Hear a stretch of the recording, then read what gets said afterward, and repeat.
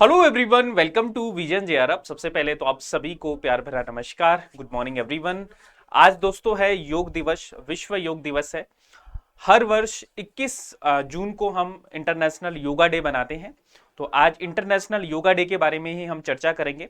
आज की थीम क्या है, इस 2023 की थीम क्या है, पिछले जो योग दिवस रहे उनकी थीम क्या रही है, योग दिवस को हम क्यों बनाते हैं, इसकी क्या इंपॉर्टेंस है, क्या इसका हिस्टोरिकल बैकग्राउंड है, कब से हम योग दर्शन को हम जानते हैं। ठीक है, तो ये सारी चीजें हैं जो आज के सेशन में हम कवर करने वाले हैं। काफी इंपॉर्टेंट सेशन रहने वाला है ये।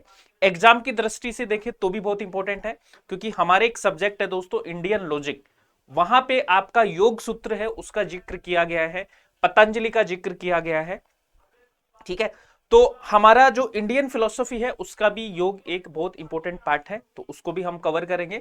साथ में दोस्तों एज अ इंडिविजुअल भी आपको योग दिवस के बारे में पता होना चाहिए, और कॉम्पिटिटिव एग्जाम में तो इसकी थीम से क्वेश्चन आते हैं, इसके हिस्टोरिकल बैकग्राउंड से क्वेश्चन आते हैं। तो ये काफी ज्यादा इंपॉर्टेंट सेशन है जो आपके लिए होने वाला है, चाहे आप किसी भी कॉम्पिटिटिव एग्जाम की तैयारी करें। ठीक है जी, तो चलो तो स्टार्ट करते हैं। सबसे पहले तो आप सभी को योग दिवस की हार्दिक शुभकामनाएं। ठीक है, 2023 का योग दिवस है जो आज हम बना रहे हैं। तो शुरू करते हैं। अगर आपने टेलीग्राम चैनल को ज्वाइन नहीं किया है दोस्तों, तो टेलीग्राम चैनल को ज्वाइन कीजिए। नेट जेआरएफ विद शिव मेरा टेलीग्राम चैनल है, जहां से आप जुड़ सकते हैं फॉर द रेगुलर अपडेट्स। इसके अलावा दोस्तों हम बात करें, अगर आपने जीआरएफ अड्डा ऐप को इंस्टॉल नहीं किया तो जीआरएफ अड्डा ऐप को इंस्टॉल कीजिए, क्योंकि ये है आपके लिए one stop solution for the UGC net assistant professor PhD entrance examination, जहां पे आपको daily quizzes, YouTube classes, counselling sessions, ये सब आपको मिलते हैं। इसके अलावा दोस्तों हम बात करें, अगर आप दिसंबर बैच की तैयारी करना चाहते हैं तो आप सभी के लिए कुछ नया होने वाला है 25 तारीख को। तो 25 जून को आपके लिए बहुत सारी चीजें हैं जो बदल जाएंगी जेआरएफ अड्डा पेड कोर्स के लिए, है ना।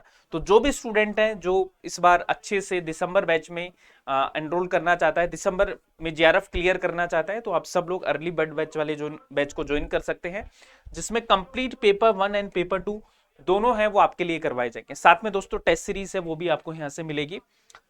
इसके अलावा दोस्तों आपको लेना कैसे है, सबसे पहले जेआरएफ अड्डा ऐप पे जाएंगे, ऐप को ओपन करके आप पेपर 2 हिस्ट्री है उसको सेलेक्ट कर लीजिएगा। ठीक है, जहां पे कंप्लीट हिस्ट्री का कोर्स, पेपर 1 का कोर्स आपको करवाया जाएगा। इसके अलावा दोस्तों आपको टेस्ट सीरीज में एनरोल करना है, देन आपको प्रोसीड टू पे। तो ये एक स्टेप है, आपका प्रोसीजर है कि कैसे आपको कोर्स में एनरोल करना है। इसके अलावा हम बात करें, अगर आप राजस्थान असिस्टेंट प्रोफेसर की तैयारी करना चाहते हैं, अच्छे से पूरा सिलेबस कवर करना चाहते हैं, टाइमली सिलेबस कवर करना चाहते हैं, तो आपके लिए असिस्टेंट प्रोफेसर पेपर 3 का बैच है वो भी ऑलरेडी चल रहा है।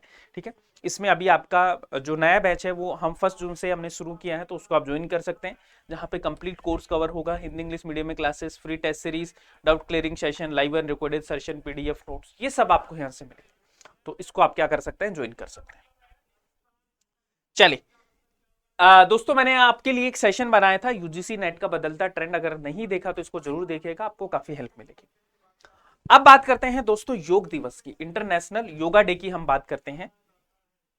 ठीक है, योगा कर्मसु कौशलम, यानी कर्मों में कुशलता ही योग है, ये श्री मद् भागवत गीता में लिखा गया है। ठीक है, और मैं भी इस चीज को मानता हूं, आप सबको भी मांगना चाहिए कि कर्मों की जो कुशलता है वो ही सबसे बड़ा योग होता है वैसे। ठीक है, तो आज हम योग के बारे में थोड़ा डिटेल से डिस्कस करते हैं, एग्जाम पॉइंट ऑफ व्यू से हम सारी की सारी चीजें हैं वो डिस्कस करेंगे।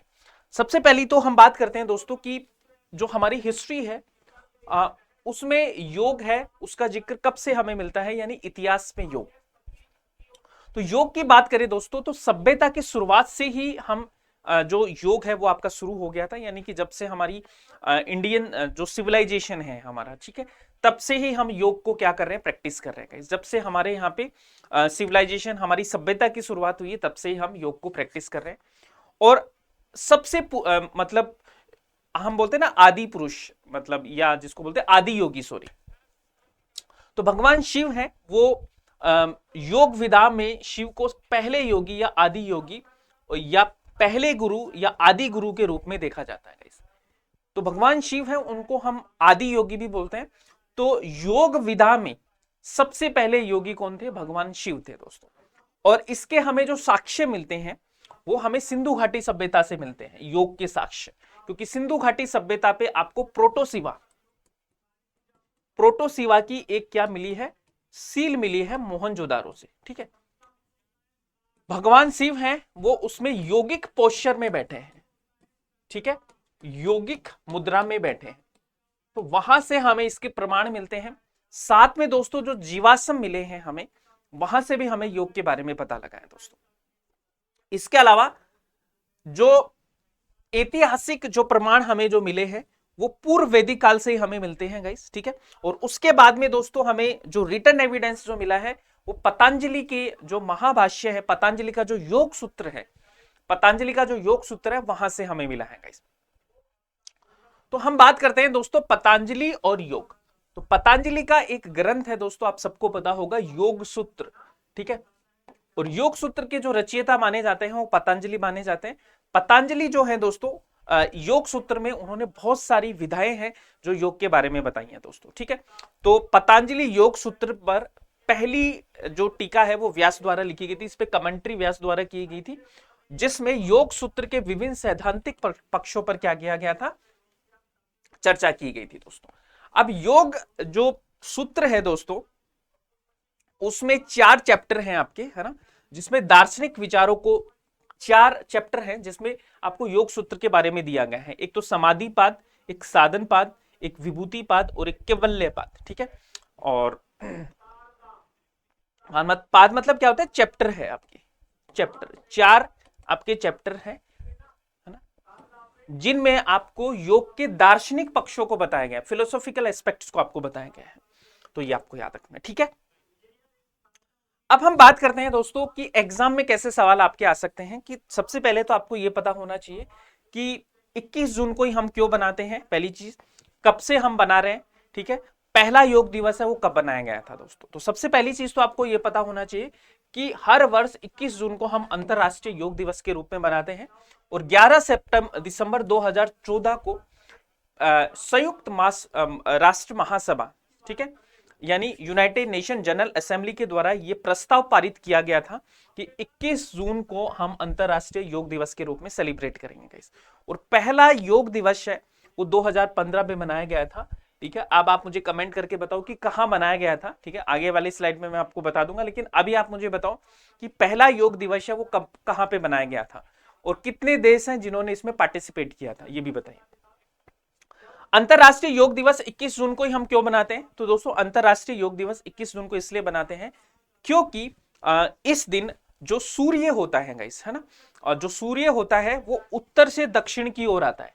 जैसे हमारी पृथ्वी है तो जो सूर्य जो होता है वो उत्तर से दक्षिण की ओर आता है, ठीक है, दक्षिणी गोलार्ध की ओर आता है गाइस। तो इस काल को हम संक्रमण काल बोलते हैं या ग्रीष्म संक्रांति बोलते हैं गाइस। तो इस दिन को हम किस रूप में मनाते हैं, हम इंटरनेशनल योग दिवस के रूप में मनाते हैं गाइस, क्योंकि ये रूपांतरण के लिए सबसे उचित समय होता है दोस्तों, ठीक है। ये जो ट्रांजिशन फेज होता है ये रूपांतरण के लिए सबसे उचित टाइम होता है, इसलिए हम 21 जून को क्या मनाते हैं, योग दिवस के रूप में मनाते हैं। इसके अलावा दोस्तों हम बात करें कि इस बार हमारा योग दिवस है, इंटरनेशनल योगा डे है, वो हम ऑफिशियली कहां से सेलिब्रेट कर रहे हैं, तो वो आपका सेलिब्रेट किया जा रहा है दोस्तों जबलपुर से। हमारे जो पीएम है वो यूनाइटेड नेशन के जो हेडक्वार्टर है न्यूयॉर्क में, वहां से इसको संबोधित करेंगे। और जो हमारे वाइस प्रेसिडेंट है जगदीप धनखड़ जी, वो जबलपुर से इसको क्या करेंगे, सेलिब्रेट करेंगे। इसके अलावा हम बात करें दोस्तों कि इस बार की थीम क्या है योग दिवस की, तो इस बार की थीम की मैं बात करूं, 2023 की थीम की बात करूं तो वो है वसुदेव कुटुंबकम, ठीक है। इसका मतलब क्या है, एक पृथ्वी, एक परिवार और एक भविष्य, ठीक है, ये इस बार की थीम है। अब बात करते हैं दोस्तों कि इस बार की थीम तो ये है आपकी वसुदेव कुटुंबकम, 2023 की थीम है ना। वसुदेव कुटुंबकम का मतलब क्या होता है कि पूरी पृथ्वी हमारा क्या है, एक परिवार है।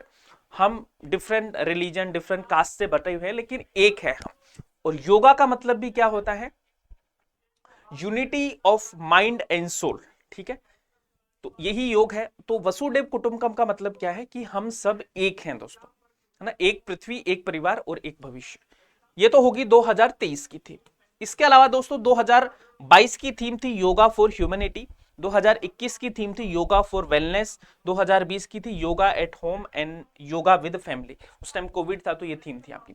ऐसे ही आपकी सारी की सारी थीम दी गई हैं दोस्तों 2015, 16, 17, 18, 19, 20, 21, 22। इसको आप देख लेना आराम से।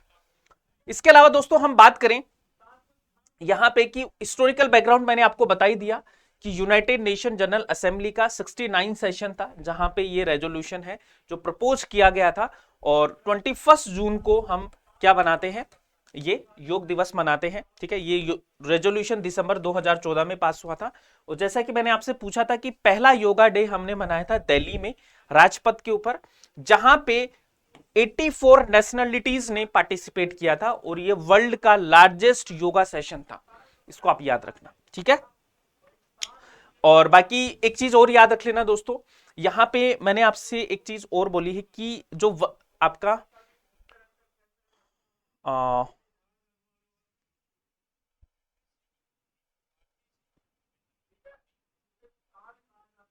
वसुदेव कुटुंबकम है दोस्तों, ये जो वसुदेव कुटुंबकम है ये किस कहां से लिया गया है, ये आप मुझे बताइए, किस उपनिषद से लिया गया है।